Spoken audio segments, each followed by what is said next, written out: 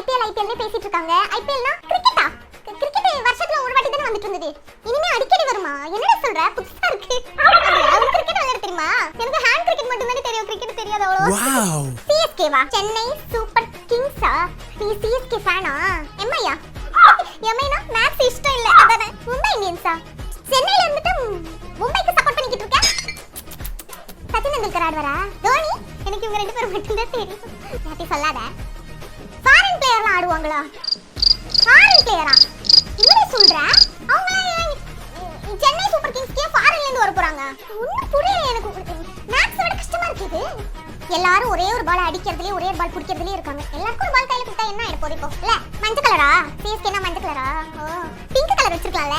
மஞ்சள் கலர் கொஞ்சம் பரவாயில்ல. பிங்க்னா இன்னும் சூப்பரா இருந்திருக்கும். ரன்னுனா எத்தனை வாட்டி ஓடுவாங்க அதுவா?